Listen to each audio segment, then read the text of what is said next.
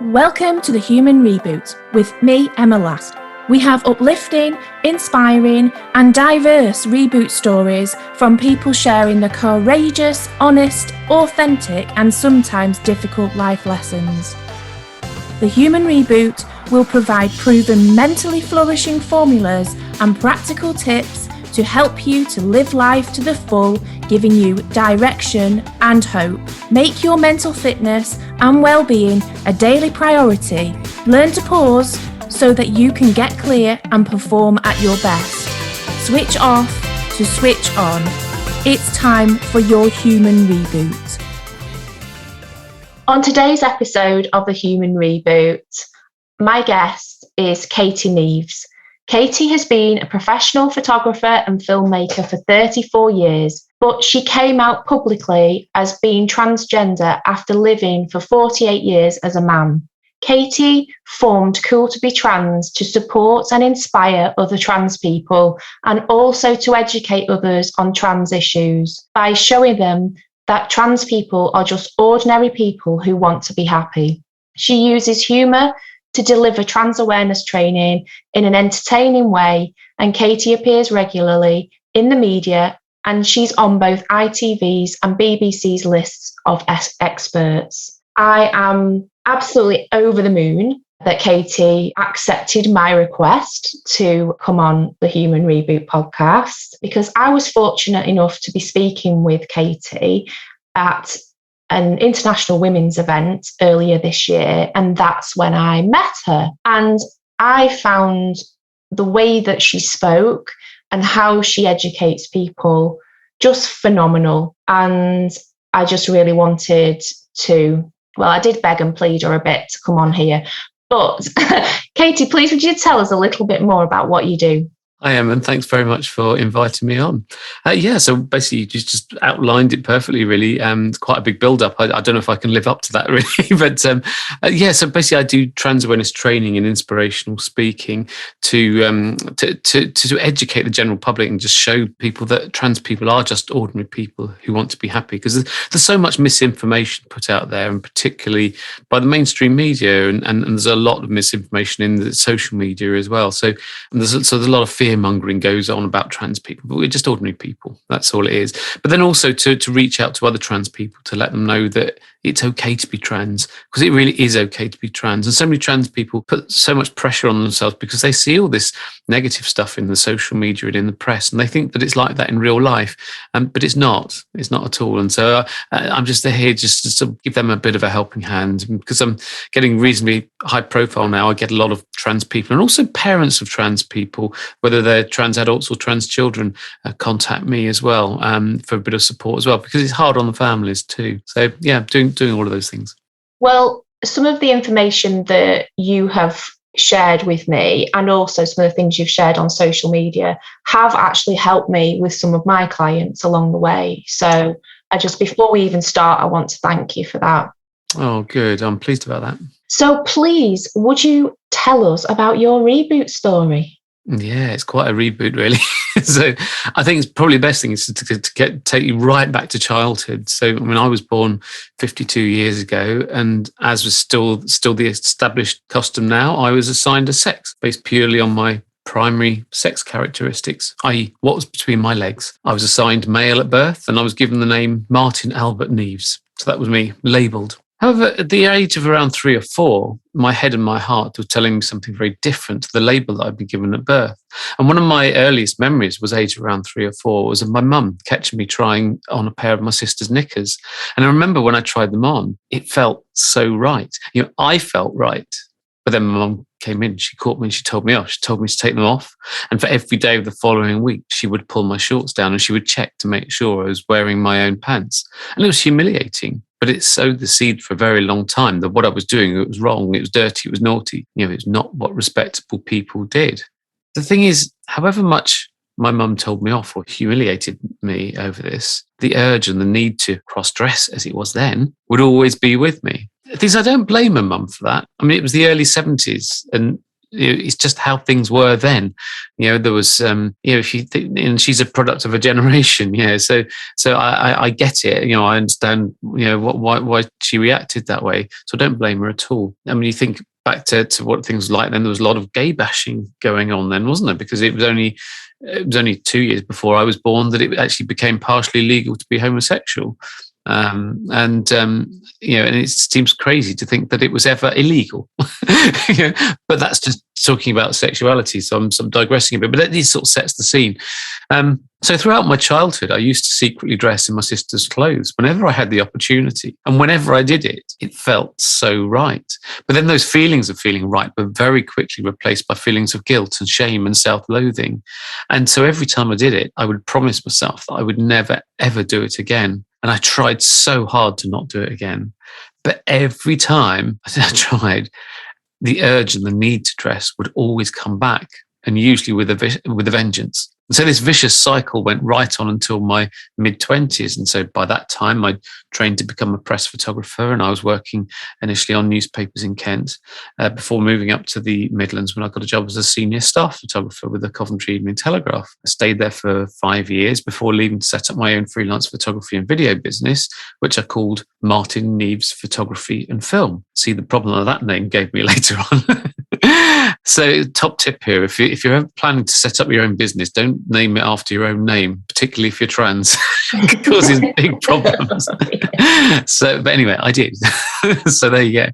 So by my mid-20s, I got a successful business and I got married for the first time. And my first marriage lasted for 13 years. And during that time, my business flourished and my photos were regularly published in national newspapers and magazines. And I photographed many notable people and events. So I photographed things like the 1990 poll tax riots in Trafalgar Square, the Yugoslav civil war in Croatia, Princess Diana's funeral, and twice commissioned to photograph the Queen inside Buckingham Palace. So, over that time, I built up this, great reputation and a lot of experience.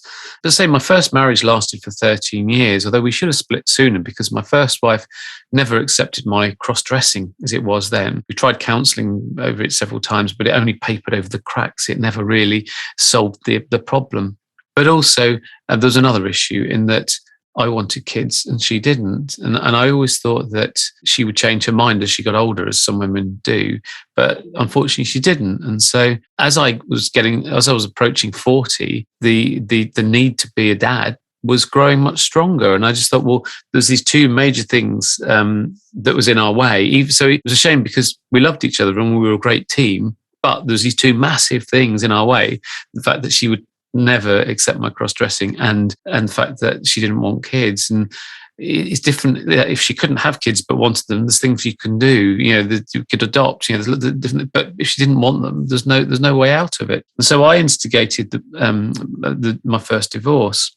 And while I was going through that divorce, I then went on to meet a woman who would eventually become my second wife. And I decided to tell her about my cross-dressing on our second date. I thought the first date was probably pushing it.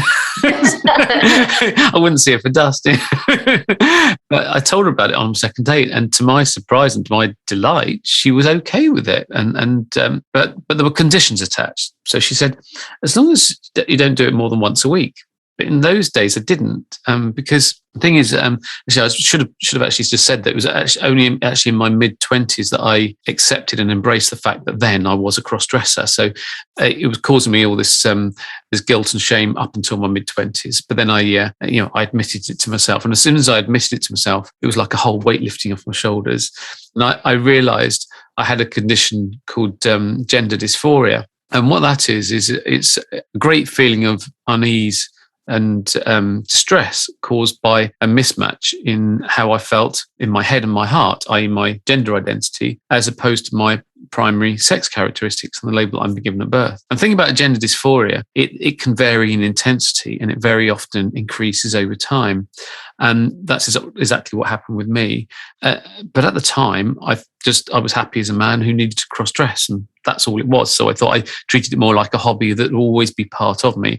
And I never in a million years thought that I would ever need to transition. So at the time, the level of gender dysphoria that I had was low enough that cross-dressing once a week, or longer periods than that, was okay. That was fine. It was enough to satisfy. It was enough. Yeah. It was.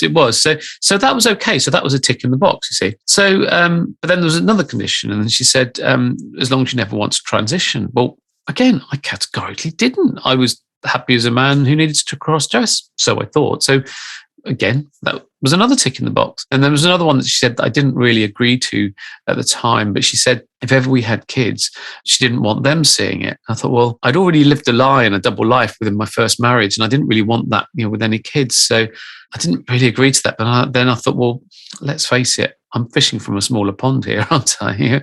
And I thought, well, 2 out of 3 isn't bad. Let's face the third one if and when that happens, because we might not even be able to have kids, So, and I just thought, I was just amazed that I've actually found anybody who would accept me as a cross-dresser, So our relationship blossomed, and 10 years ago, we had a beautiful baby daughter who was the center of my universe. And anyway, it was many years before we got married, because after the pain and the cost of my first divorce, I always said I'd never get married again. But eventually I weakened and I proposed, and we got married in August 2017. However, a few months before we got married, I just happened to meet a spiritual guide and clairvoyant at a business networking meeting. Now, I don't know if you've ever been to any business networking meetings, Emma, but you tend not to meet people like clairvoyants, do you? No, not really. You meet lots of people like accountants and financial advisors, and nothing wrong with those people. I've got lots of friends who in those professions, but clairvoyants are really, really interesting to talk to. And so I was just fascinated by her, and I was talking to her for most of the evening. And by the end of it, I thought, I'm going to book up for a reading. I didn't feel the need for a reading or anything, but I was just intrigued. So I went along, and she blew me away. She was incredible. She said so many things that were so true, so pinpoint accurate, things that she couldn't have guessed and she couldn't have found out from my website or from her social media. But then she also said other things that just didn't make sense at the time. Now, they make perfect sense now, but they didn't at the time. So she said things like, there's a new way of being, and there's an issue that you've always known about, but that you're not fully in integrity with. She said, Spirit want you to go off for a long walk in the countryside and talk to yourself, talk to nature, and talk to Spirit, and they will show you what you need to see. So I thought, okay, well, I like walking. What the hell? Give it a go.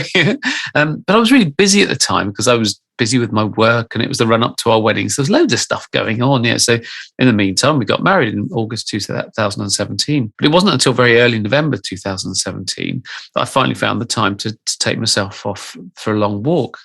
And I went over to Rutland Water because I love it over there. It's a beautiful part of the country. And I worked out this really long route around the southern countryside and then came back along the south shore. And I went midweek because I didn't want to meet anybody else. So I thought it'd be quieter then. And I remember it was a beautiful day. It was a blue sky. The sun was shining, not a cloud in the sky. But it was a very cold, crisp, clear day. And I went off with my map and my compass and my walking boots and my backpack. And I was on a mission. I was striding it out. I was talking at the top of my voice, talking to myself, talking to nature, talking to Spirit, whoever they were. So it was a very conscious decision to put into action. It was. And I thought, well, okay, give it a go. Why not? Yeah. But I remember feeling disappointed at the time because I was naively expecting some sort of light bulb moment or some sort of voice to say, this is what you should be seeing. Strangely, Emma, that didn't happen. I can't imagine why. And I thought, perhaps I've done it wrong. Perhaps I should have just sat serenely by the water's edge looking out at the reservoir. Yeah. But strangely, whether it's a coincidence or not, I really don't know. But around about the same sort of time, my gender dysphoria increased dramatically. It went through the roof, so much so that I just didn't know what gender I was at all. I hadn't got a clue. And I was so desperate to find out that I was even typing into Google, what gender is Martin Neves? Now, I know that's crazy because the answer could only come from me. It couldn't come from anyone else, particularly Google, but I was desperate. And it's what desperate people do. Perhaps Google should change their slogan to where desperate people go. I don't think they go for that. I'll give them that marketing advice for free. But I was just desperate. The thing is, I couldn't tell my wife about my inner turmoil because I didn't want to stir up a hornet's nest unnecessarily if it turned out to be something of nothing. But also, if I did tell her, it would lead to her asking me questions, which at the time I just didn't have the answers to. I didn't know what gender I was at all. I hadn't got a clue. So I just had to face this on my own. So the first thing that I decided to do was to get some counselling. And I found a counsellor who had experience of talking to people with gender issues. And I had 4 sessions with her, and in hindsight, I think I should have had more sessions, because at the end of those sessions, I wrongly concluded that I was gender fluid. Now, would you like me to expand on that and explain what? Yeah, just that may help our listeners. Sure, yeah. Let's go back to basics then. So we're all brought up to think of sex and gender being the same things, but they're not. So let's look at sex to begin with. So basically, when a baby's born, we're all born as just babies, no surprise there. But we're born as babies with various bits. We have bits between our legs, bits between our ears, bits inside our bodies, bits on the ends of our arms and legs, bits everywhere. The only bits that count in terms of the birth certificate are the appearance of the bits between your legs. And that's that's all it is. Yeah. And so when a baby's born, the doctor or midwife looks between the legs of the babies, and depending on what they see, they assign the baby as either a boy or a girl. It's just a binary choice. That's all they've got in this country. In other parts of the world, this is starting to change now, but it's certainly over here, that's what we still have. It's just that binary choice, boy or girl. The thing about sex itself isn't binary. Nature is very messy. It doesn't do black and white. It doesn't do binary things. It's very messy. It does a whole spectrum of these things. And so sex itself isn't binary. And so it's just under 2% of the population are what's called intersex. So we think of XX and XY chromosomes. It's not as simple as that. Many people have an extra chromosome. You can actually have up to 5 chromosomes. Many people have an extra chromosome, and they're intersex. So it's about the same number of people in this country who've got ginger hair. Not necessarily the same people, so don't go drawing to any conclusions, jump into any conclusions. But so, for instance, one of the conditions they could have a vagina, but then they could have internal testes. But obviously, when they're born, the internal testes can't be seen, so it's only the vagina that is seen. And so the baby gets assigned as a female, as a girl. So, but that's just about sex. That's got nothing to do with gender. When a baby's born, there's no way of knowing what the baby's gender is. What gender is the sex of your brain. And the thing is, the baby can't speak then anyway, and brain isn't developed enough to know. It's not until they get to about 3 or 4 when they start getting a sense of their gender. And so the gender is basically, it manifests itself in how you feel in your head and your heart. You just know. But for 95% of the population, their gender identity matches their sex characteristics and the label they've been given at birth. And to those people, I say, well, lucky them. But for about 5% of the population, there is a mismatch and there's a problem. They reckon it's about 4% are non-binary, which I'll come on to in a minute. I'll explain. And about 1% are trans, although non-binary does still come into the trans umbrella. So just as sex isn't binary, gender isn't binary either. There's a whole spectrum, and it's not linear either. So many people are what's called agender. So they don't have a gender at all. But just for simplicity purposes, for this podcast, just to think of it as being linear, with 100% male at one end and 100% female at the other end. And we're all on the spectrum somewhere. And most people who are not trans just tend to think they are 100% male or 100% female because that's what's on the birth certificate. But they haven't really, it's only because their gender hasn't caused them any issues because there's no mismatch. So they've never had to look at where they are on the spectrum. Whereas for people like me who our gender has caused us some issues, we've had to look at where we are on the spectrum. So for people that are roughly in the middle of the spectrum, they're non-binary, so they don't feel either male or female. And for gender fluid people, they're roughly in the middle of the spectrum, but sometimes they feel male, sometimes they feel female. And this can vary by the day, by the week, whatever. And all these things are perfectly normal, perfectly natural ways of being a human being. There's nothing wrong with the human beings, but there's an awful lot wrong to do with the binary system, labeling system that we're all forced to adopt at the moment. And the fact that that sex, the sex label overrides gender in terms of the birth certificate. So like these people that have gender reveal parties, it really winds me up because it's not a gender reveal party. There's no way of telling what the baby's gender is either at birth or pre-birth. From a scan, you can't tell that. It's got nothing to do with it. All those parties are a my baby has or hasn't got a willy party. That's all they are. That's all they are. And it places too much importance on sex rather than gender. So anyway, at the time, I thought that I was gender fluid. But I didn't just stop it there. So at the same time as doing that, I was working through a self-help workbook called You and Your Gender Identity by a gender therapist from the States called Dara Hoffman Fox. It's a brilliant book. And it's like psychotherapy in a book, really. There's a lot of work involved in going through it. And it took me about 2 months to work my way through it. And by the time I got to about 3/4 of the way through the book, it became obvious that I wasn't gender fluid. I was, in fact, a transgender woman. And I realized why I thought I was gender fluid in the first place. And it was my fear of admitting to myself that I was trans that was stopping me from, it was making me hang on to any bit of masculinity that I had. And so I understand that now, but I didn't at the time. And then by the time I got to the end of that book, that conclusion hadn't changed. So now I had 2 conclusions, but they were different. So what can I do now? So I know. I'll send a text back to the clairvoyant. So I sent a text back, and she sent a text back to me. She said, "That's funny. I was expecting your text." No, she wasn't. That was just a cheap joke. Had you there.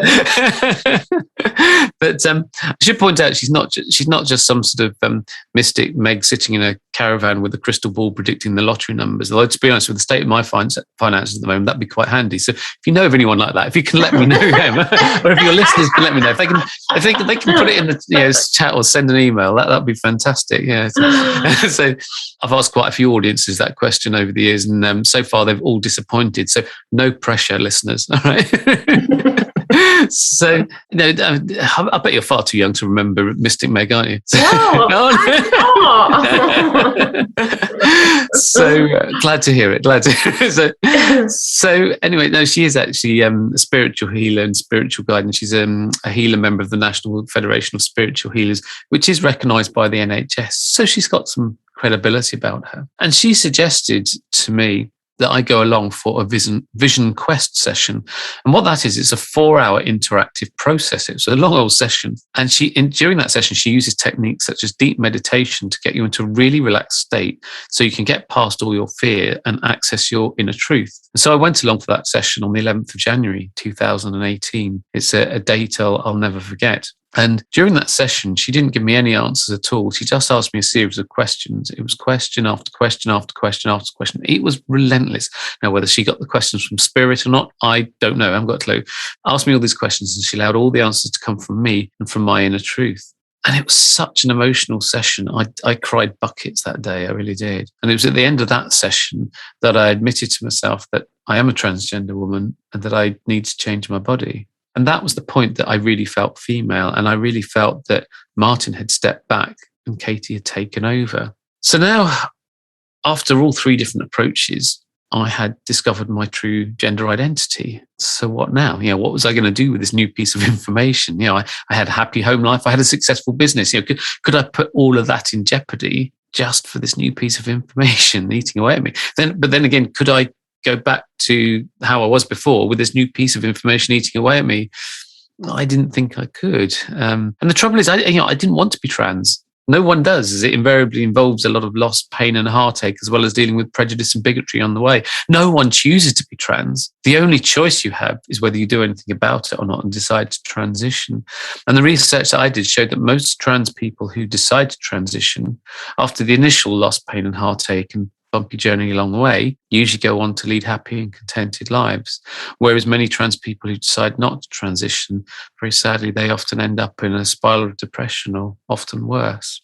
And so the urge to live my truth was just so overwhelmingly strong. So I just thought, I've just got to do this thing because I knew who I was. I was finally at peace with myself. So I just had to face up to it. And so the first challenge I had was to tell my wife about this. And well, the hardest thing I've ever had to do was actually admit to myself I was trans, but the next hardest thing was to tell my wife about it. And it took me a whole month to pluck up courage to tell her because I was so frightened of telling her. And I was so frightened that I actually wrote a letter to her just in case my words didn't come out right. In the event my words did come out right, but I gave her the letter at the end anyway, just so she had something to refer to, because she was in complete shock. It was such a bombshell that I dropped on her, and I felt terrible for doing it. I hated doing it. I really did.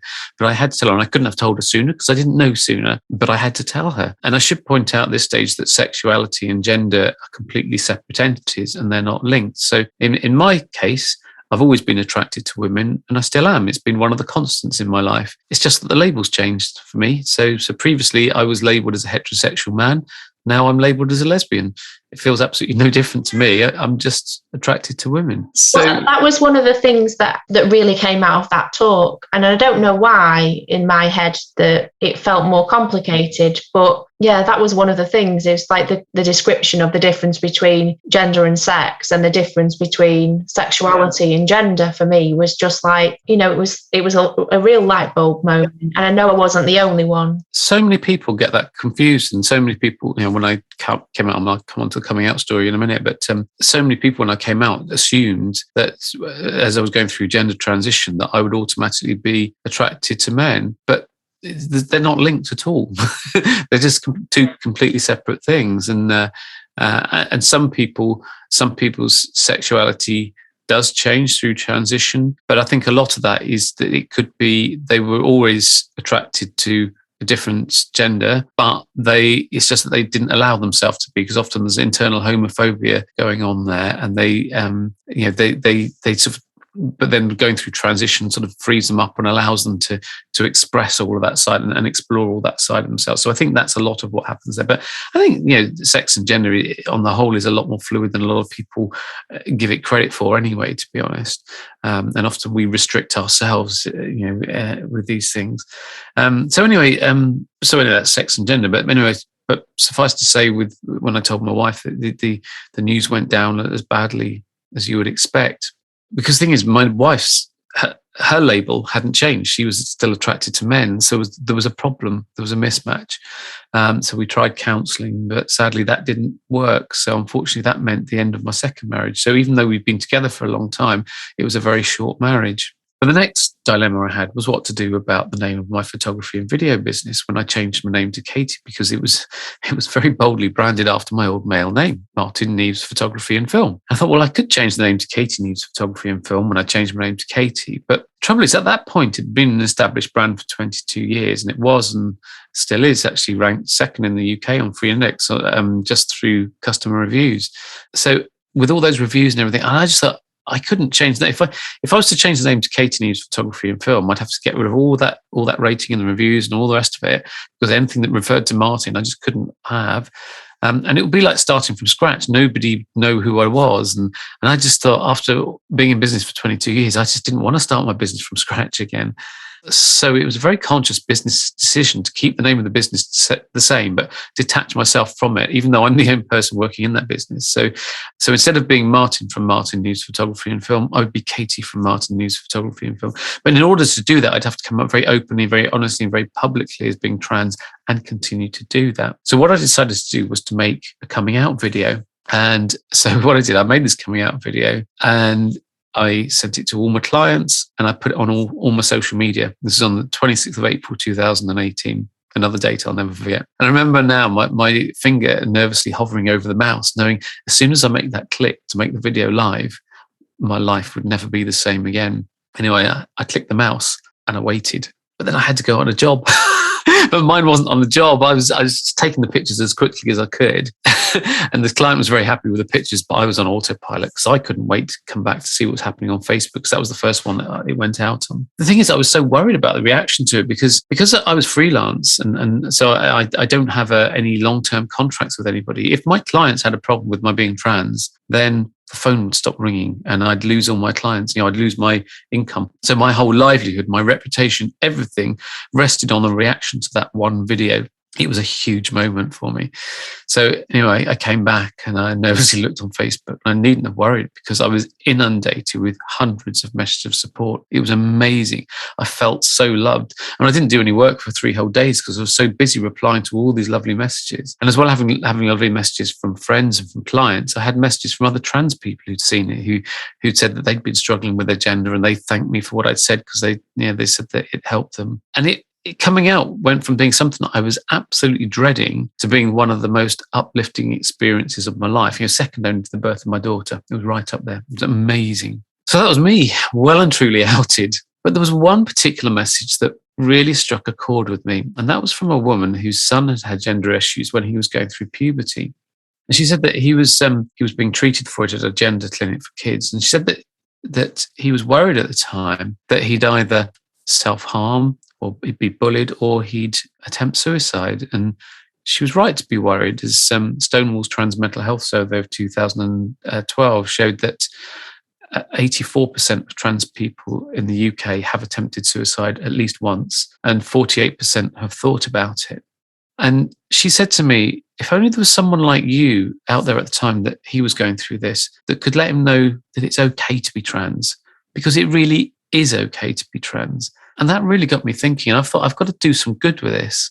And so I decided to vlog my whole journey and bring people along on the journey with me, demystify the whole process, educate people. So, so show people that trans people are just ordinary people who want to be happy, but then also reach out to other trans people to let them know that it really is okay to be trans and you can be trans and happy. And so I started doing that. And then my story was picked up initially in the local media, and I started doing interviews for local radio and local newspapers. And then it escalated, and I started doing interviews for national radio and television and national newspapers and magazines. And so all of a sudden I've become this trans ambassador, if you like. And I think a lot of prejudice and bigotry comes from a fear of the unknown. So if you can take that unknown away, then you're doing a really good thing. So I think education is the key here. So the more education there is, then the easier, well, the more acceptance there will be. And then the more acceptance there will be, the easier it will be for other trans people to A, admit to themselves they're trans, because that's the hardest thing, and B, to actually do something about it and live their best life. As ultimately, whether we're trans or not, we all want to live our best life, don't we?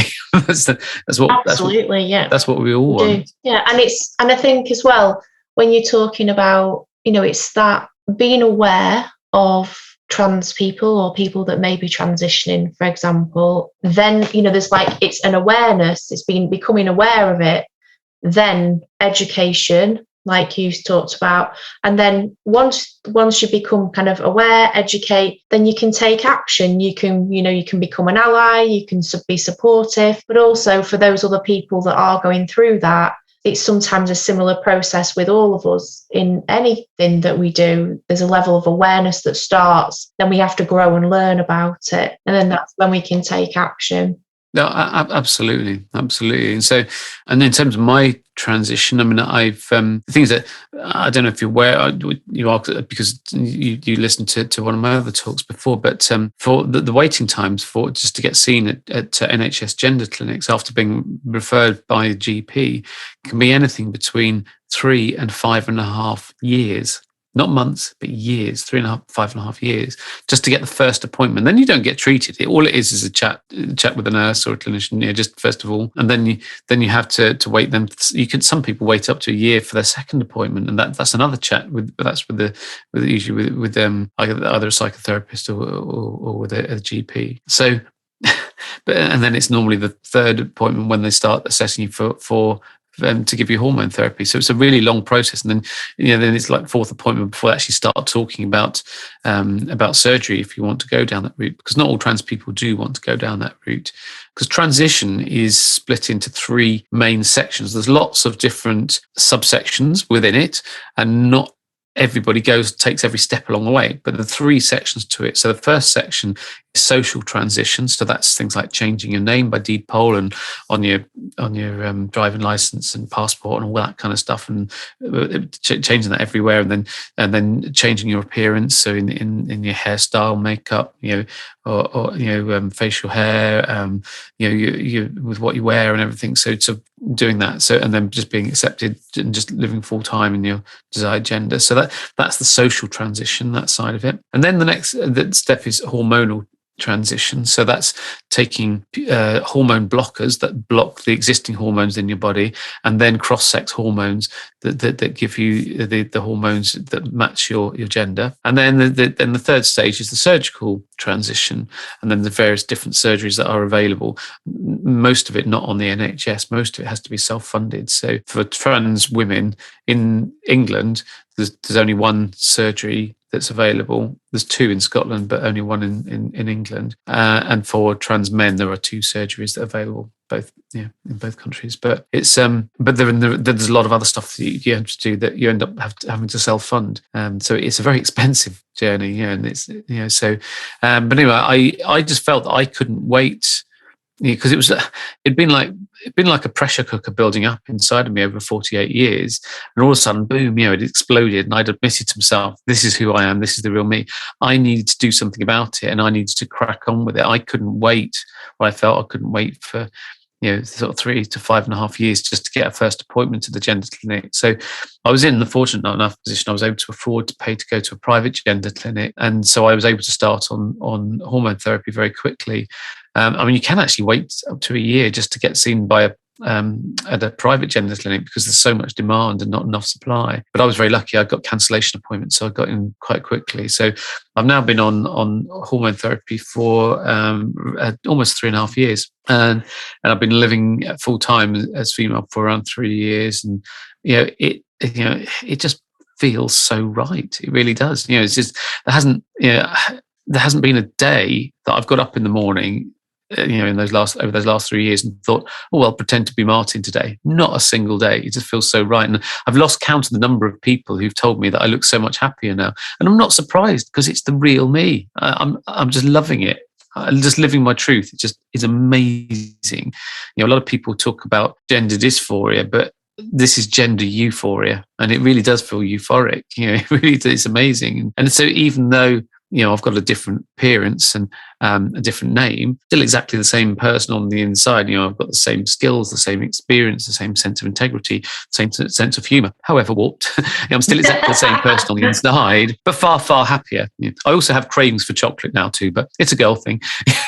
So, oh, that's all right then. Yeah, that's fine. Yeah, but then went on to form Cool to Be Trans, to do trans awareness training and inspirational speaking. Because and also to support other trans people, because when I do my trans awareness training and my talks and everything, so often I get contacted by other trans people who are struggling, and often I can just give them a bit of support, and also parents of trans people as well. They contact me a lot, probably more actually than trans people directly, to be honest. And often they just need a bit of hand holding just to show them that it really is okay to be like this. It's normal. It's perfectly natural. It's just part of life, but it's just a case of just fighting against these labels that are placed on us at birth. That's when the damage is done, when the labels are given to us. That's the problem. But, one of my biggest surprises in all this is the vast majority of people are supportive and they are okay with this. They really are. And okay, quite often they'll use clumsy language, but that's okay. I can help them with that. That's an education piece. That's what I do. That's fine. But most people are supportive. Another big surprise is that white van drivers stop to let me cross the road now. Now, that never used to happen. That only happens when I get particularly dressed up, though. But when they do it, I put my hand up and I say in my very deepest voice, "Thanks, mate." That really shocks them. You want to see their faces, Emma, I say. So you don't have to lose your sense of humour when you transition. My biggest piece of advice to people is, if they're planning on doing something big, whether it's in their personal life or in the career or any big change, but they're worried about it, is just acknowledge that fear, but then go for it anyway. Because I found that reality is usually a lot easier than you fear. You build these fears up, inside you, and they can be huge, and then they just escalate. But reality is a lot easier, and most people regret the things in life that they don't do, not the things they did do. Absolutely. And I think, sometimes, fear often holds many people back in many ways, doesn't it? And that could be fear of conversation, fear of loss, like you said, but then in some ways you've gained so much as well by going through this process. You didn't have an option. No, there's no option at all. But and coming out so publicly and everything was amazing, and it's turned out to be the best thing ever, because it's my world has opened up enormously. It really has. It's just been incredible, the places that I've been able to speak at, and the gigs that I've had when I spoke with royalty this year, and it was just it's been incredible. The opportunity that I've had has been amazing, and by coming out as I did with my coming out video, I know it was pretty an extreme way of coming out. I live in a village, but there was no gossip about me in the village, because nobody could say anything about me that I hadn't said myself, because it was all out there. And so it was just done, bang, in the space of a weekend. It was out there and it was done. Yeah, and it was, and everybody's been fine. Everybody's been lovely, and no problems at all. Yeah, it's been great. Yeah, overwhelmingly positive. And okay, I get a lot of abuse on social media. You know, I mean, I got 1,000 messages of abuse, of hate recently, but that's only because I put my head so well above the parapet, and I. You know, it's just part of the job. It shouldn't be part of the job, but it is. But there's a certain section of society who are very anti-trans, but they don't represent the majority of people. And the majority of people are absolutely fine. They really are. But the trouble is that a lot of trans people who are looking at social media, they often become reclusive because they live their lives on social media, and they're too frightened because of what they see on there. They're too frightened to go out into the real world, and they think the real world's going to be like that. But it's not. It's not at all. I mean, okay, some people might be, but in general, they're not. They are really great. And most people are really nice people and don't want to offend anybody. But there's a certain section of people who are very noisy, and they're very well funded, and they have friends in high places. And unfortunately, they are influencing government. They're funded actually by Christian fundamentalist groups in the States, and they're actually giving them a lot of money. And they're so well organised, and they've infiltrated all the major UK political parties. And so they're trying to influence, and they are influencing policy from within. And so a lot of the laws are being made very anti-trans. And so we've got a huge struggle on our hands just to try and keep the rights that trans people have, and try and increase them if we can. But it's a real struggle. It's a real struggle, and a lot of the mainstream media are very anti-trans as well. And they like to have these debates, where they get known transphobes and pit them against trans people. I mean, I've turned down quite a lot of radio interviews for that, because they wouldn't. The way that I put it to them is that they wouldn't if they were doing a piece about race, they wouldn't platform a known racist, and they wouldn't give them that platform. And yet they're quite happy to do that for transphobes. And yet being trans isn't a debate. It's my identity. It's not up for debate. That's my identity. It's who I am. Yeah. So, and yet they're quite happy to have this debate in the name of balance. And the BBC is one of the worst for doing that, actually. Yeah, I turned down interviews for BBC, and there's one on Talk Radio I turned down the other day as well. But the lots, they do it all the time, but in the interest of balance. But all they do is they like to get people to have arguments, and it's clickbait. That's all it is.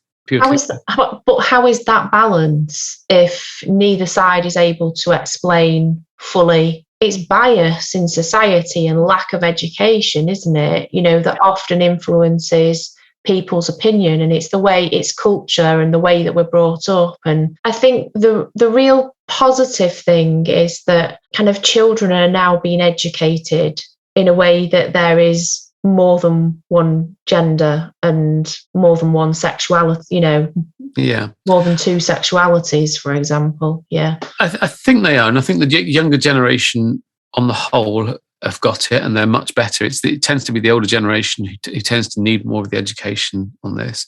However, there's still a big issue, I think, particularly in secondary schools. There's a lot of both transphobia and homophobia in secondary schools, and so there's a lot of work that needs to be done there.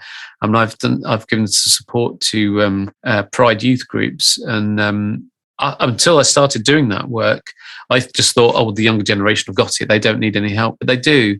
They tell me there's a lot of bullying that goes on in secondary schools. So there is a lot of work. So both the students need to be educated, but so do the teachers. So all the staff need to be educated on this as well. I think in terms of like doing school talks and stuff like that, it's not just the pupils and the staff that need to get parents in as well. Educate the parents, because children aren't born with prejudice. They're taught it. They're taught it by someone. They're either taught it by their parents or from the staff of the school, the teachers. So or by their peers, I suppose. But they're influenced all the way around. So that's how they get prejudice. So I think there needs to be a big education piece everywhere. And so often I find that when I do talks, I find myself particularly in demand in things like June, which is Pride Month, or Transgender Day of Visibility, or Trans Awareness Week, or all these different Inclusion Week, and all these sort of things. I find myself in big demand, and I'm doing these speaking gigs all over the place. And then as soon as those weeks or months or whatever are over, then nobody wants to know. And you think, well, actually, what these organisations are doing, they're ticking boxes. You need to, because what happens is that they get a voluntary audience come along. They might have, say, 1,000 staff, but then maybe only 100 people come along, or 50 people or something come along to listen to the talk. Well, they're only educating just a fraction of the workforce. Whereas if they're and the thing is that usually the people that come along to these talks are people who are on side anyway, and they're already supportive. So I end up finding myself preaching to the converted. And while it serves a purpose, it furthers their education, and that's fine. It doesn't actually reach the people that it needs to reach. And so I think trans awareness sessions need to be compulsory in all organizations. If companies are serious about being trans inclusive, and they say they're serious, then they need to prove it. And they need to do something about it. And that is something they can do about it. But at the moment, so many are not serious about it, and they just like ticking boxes and say, oh, well, that's it. We've done the trans thing for another year. Aren't we good? Yeah, look at us, and put it all over the social media. You could be talking about mental health as well. So when you were talking about, about schools, so I'm like massively passionate, and I've co-written a course for teachers, anyone who works with children. So what tends to happen is it's like, oh, we've got a mental health specialist, or we've got a mental health nurse in school, or we've got this person that comes in, or a counsellor or whatever. And it's very kind of centralised around a number of, or around a pastoral team, for example. But actually, every teacher should have a level of understanding and some education around mental health and well-being, just as they should have the same education. They should have education around, around like equality and diversity, and around equity as well. And in essence, there is a level of, things that are done in school around equity, but, around things like they are given figures and things like that in terms of kids that have got, we've got free school meals, for example. So they know in terms of where additional support might need to be put, for example, or things like that. So there is a sort of a level of awareness in terms of that equity part, but actually there's so much more that we could do in schools around kind of this whole piece and this connection between trans and mental health and everything that kind of we're discussing really today. And it's something that I'm hugely passionate about. Yes, it's got to be proportional to the age that the child is, and it's got to be appropriate, because we don't want to. But there's some really good books that approach the subject that are perfect for primary schools. So there's one called Vincent the Vixen, and it's one that we've got here actually that I've read to my daughter, and that was actually recommended to me by her primary school that she was at the time. And there are many others as well that approach the subject, and so this can be taught in primary schools, but obviously expand much more obviously in secondary schools. I mean, secondary schools, I could go in and do the talk that I've just, tell my story as I've just told it to you in secondary schools, but I wouldn't tell it like that in a primary school. But then I found myself had to do sort of impromptu talks. I mean, there was one, I took my daughter to a soft play area a couple of years ago, and obviously before COVID and everything. And she was, I was just having a coffee in the cafe, and she went in to play. And then it wasn't long before she came out, and she asked me to go in and play with her. And she still calls me dad, and I'm happy for her to call me dad. But the trouble is that, because I'm proud to be a dad, and I'll always be a dad, but it's just I'm female, but I'm just, the only problem is obviously when she calls me dad in public, that instantly outs me. And so she's actually got to the stage now she's 10, that she calls me dad in private, but Katie in public. And that's great. And that's perfect, because then I could be any relation then and nobody would question me. Yeah. But at the time, she wasn't at that stage. She was still calling him dad all the time. So anyway, it wasn't, so I went into this soft play area, and it wasn't long before she called me dad, and because some of these other kids heard her. And then I remember this one little boy, he looked at me and he put his hands on his hips and his head on one side, and he said, "So are you her mum or her dad?" So I said, "I'm her dad, but I'm transgender, but that's why I look like this." And it was like, oh, and it's like, And then it was like bees around a honeypot. They were all around me.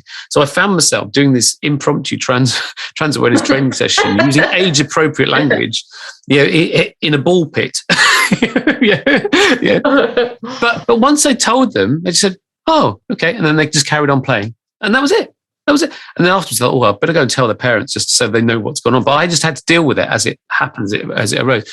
And so the mums was actually sitting near where I was. And so I just went and just told them what had happened. And I was a bit worried because if they were anti-trans, it could have gone the other way. But they weren't. They were fine. And they were great. And we had a lovely conversation about it. And I said, well, just in case they start talking about it, this is what's just happened. And they were great.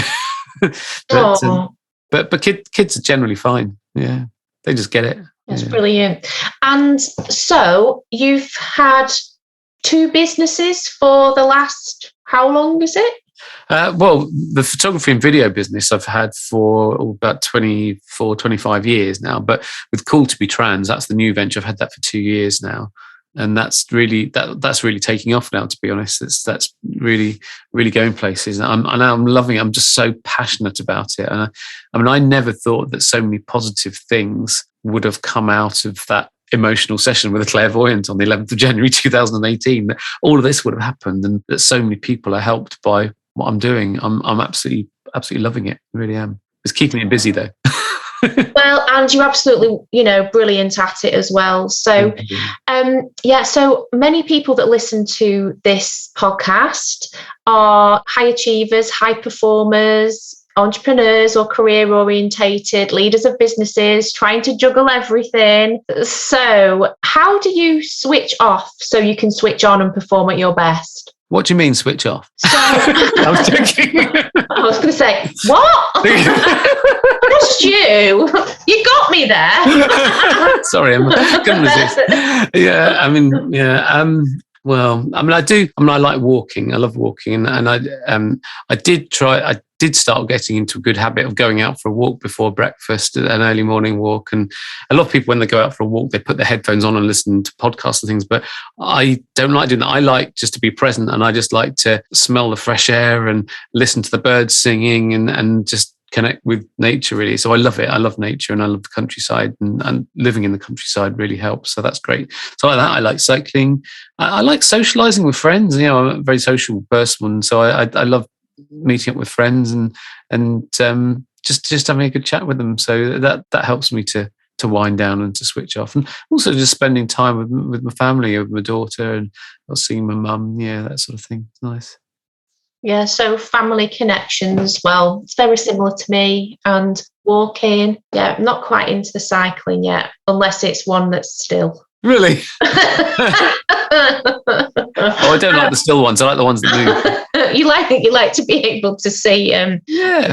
I like to get out and about on the bike. Yeah. Yes. Well, I know. I'm so clumsy. I just have this vision that I'll fall off. And I don't know why, but I think anyway, I need to. I think I need to practice more on a still one first. I'd like to get back into my music again, because I've always been into folk music, and so I've been to folk festivals many times, loads, regularly over the years. And I play the guitar and banjo, and I've played in many bands over the years, but I'm not in a band at the moment, so it's been that's been sort of dormant for a bit, and so I'd like to get back into that. Actually, I think that'd be a nice thing to do. I used to fly airplanes as well. Flew aerobatics. I used to fly airplanes for 20 years. I flew airplanes. So I used to have a share in an open cockpit aerobatic biplane, and I was doing all sorts of stunts. It was amazing. I loved it. But again, I've let that slip for the time being. But hopefully, one day I'll get back into it again. Yeah, well, it's all balance, isn't it? We can't do everything, can we? We can't at all. No. And you've kind of had to focus on you, so I think. Yeah. Well, so it was just, we were talking earlier, it's all juggling, isn't it? It's sort of like, juggling parental duties with running 2 businesses, and also my mum's got dementia, so it's having to spend a lot of time helping her out as well. And it's like juggling loads of stuff up in the air, and it's just not a huge amount of time to focus on me. But also I still am in transition, so I still have stuff to do there as well. And hospital appointments and things as well there. So lots and lots going on. So if you could give our listeners any advice on what your flourishing formula for living is. So if you have any mental fitness tips or a mantra that you live by or anything like that you think kind of could help our listeners. I just think live your truth. That's what I'd say. Just live your truth.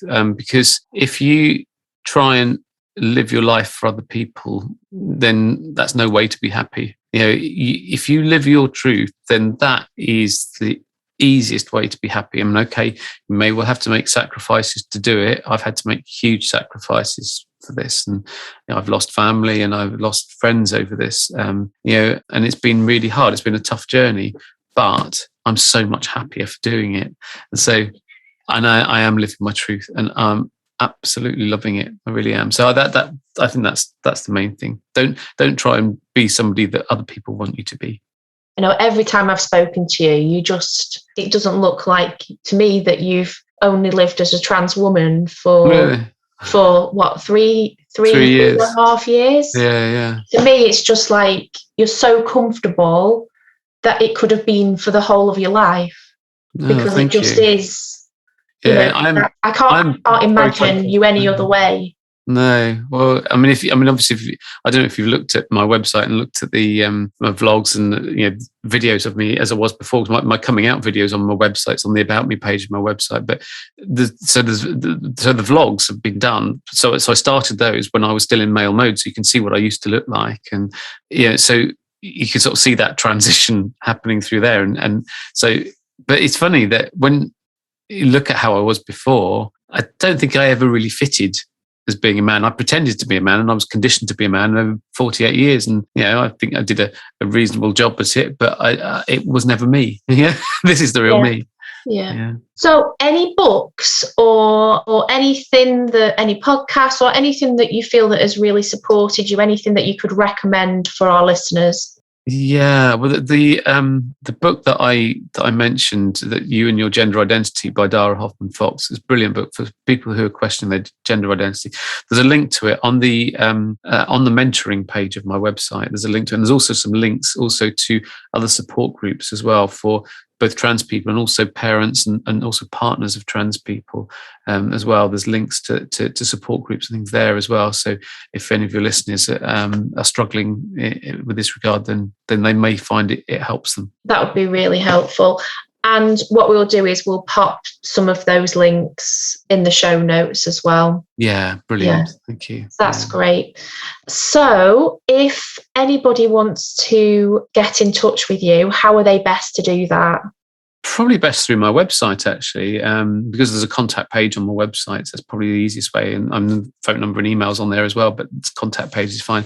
But my website is www.cooltobetrans.co.uk. Now I'll spell all that. So it's cool, so COOL, and then it's the number 2, and then the letter B, and then trans, TRANS.co.uk.